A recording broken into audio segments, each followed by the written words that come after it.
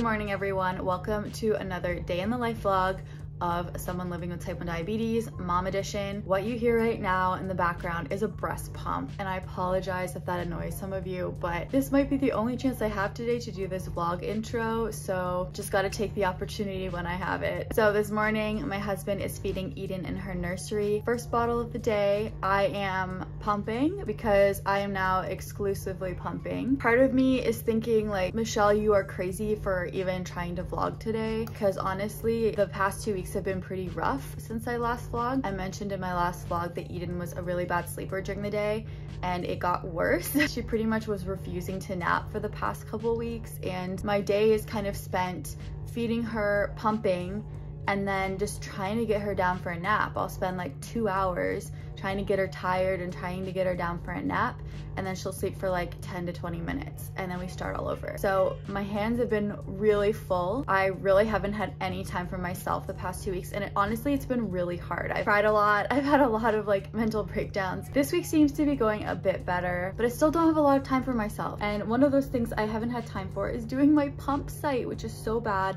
I would normally never leave my pump site, but it's been a long time. Let's see how long it's been actually. All right, so at least my blood sugar's been good overnight. History, load history. Friday, so today's Wednesday. So it's been 5 days. That is not good, because if you have an insulin pump, you already know that you're supposed to change it every 3 days. My absorption hasn't been great for my mealtime insulin, so I really need to change it. I need to just find the time to do that for myself today. So I'm thinking what I'll do is when she takes her first nap of the day, even though it's gonna be a short one, I just gotta squeeze in a pump site change then. Okay, so the baby is sleeping in her swing right now after eating. That probably won't last long, so I'm gonna take this opportunity to get my breakfast, but I want to try to pre-bolus. I've been really bad at pre-bolusing being a mom, just because I find I never really know when I'll get the chance to eat, but I gotta do it because my blood sugar really suffers if I don't. So I know that I'm gonna have an English muffin and probably a latte of some sort. So I'll bolus around 30 grams. That should cover it. It's delivering.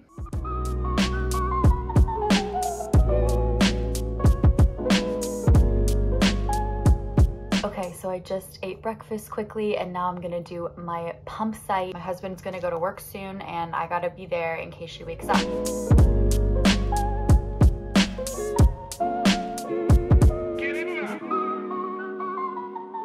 So here's my old site. You can see it is coming off because it's been on there for 5 days. So one tip that I learned when I was pregnant with changing my insulin pump site is to not take out the old site right away, because you may have noticed that when you take out your old site, some insulin leaks out of the hole, and you don't want to lose that insulin because that might be insulin that you just bolused for a meal. So I always leave my site in for a couple hours after before taking it out. But yeah, there's a little tip for those of you who notice that your blood sugar goes high after changing your site. Okay, now we are doing some playtime on Eden's new activity gym, which she loves. We were actually just gifted this by Lovevery, and I'm so impressed with it, so I just wanted to show you all quickly. Something that I have found as a new mom when buying baby toys is that a lot of the toys are really cheap, poor quality, a lot of plastics, which I'm not into. These things end up breaking and they just end up in the landfill. I'm really loving how Lovevery stuff is more sustainable, made with wood, high quality toys, also designed by experts who know what your baby needs to stimulate their brain at each age. So this playmat is actually good from newborns all the way up until 1 year old and even older, and there's ways to stimulate your baby's brain at each age. It's really cool because it comes with this little play guide, so you can see ways to use the play gym at each stage. So Eden is going to be 3 months in a few days actually, so I've been reading up on the 3 to 4 month old stage. Bless you. And it's really fun just to see different activities I can do with her during the day to stimulate her and develop her skills. This is Eden's favorite thing to do on the playmat, is we put her legs over this little making sounds tab, very sensory, and she kicks. It makes little sounds and she loves it. We were also gifted this play kit for 3 to 4 months old, and it has just the cutest toys in it. Lots of sensory stuff, which is great. High contrast cards, which is great for this age as well. Everything is just really high quality, which I'm loving. And can I also just point out how minimalistic this is and how little packaging there is, which I love. I hate when things come with a lot of packaging, like at the grocery store when fruits and vegetables are wrapped in plastic. That just is one of my biggest pet peeves. So I was really happy when I opened up the play kit and there was hardly any packaging, just very minimal, clean aesthetic. Post-breakfast blood sugars, not too shabby. Pretty happy with that. Okay, so it's lunchtime now. My morning was spent pretty much feeding and trying to put Eden down for a nap. Blood sugar is running stable at 7, and I'm gonna have leftovers for lunch, and it's about 30 grams of carbs, so I'm just gonna go ahead and pre-bolus that now so that my insulin can get working. And my new site has now been in for like 2-3 hours, so it is safe to take my old site out now, so let's do that. That feels good. Okay, I'm just chilling with Eden in her little chair, little toes. I think I have a bad site because I just got an occlusion alert on my insulin pump, which means there's like some sort of blockage. That's never a fun thing to see. Sometimes it doesn't mean anything, but in this case, this is happening. 12.7 straight arrow up. Not feeling the greatest, to be honest with you. I'm really not used to my blood sugar being high after pregnancy because I was in such a tight range. So anytime my blood sugar does go high, I really feel it now. So yeah, gonna replace that site.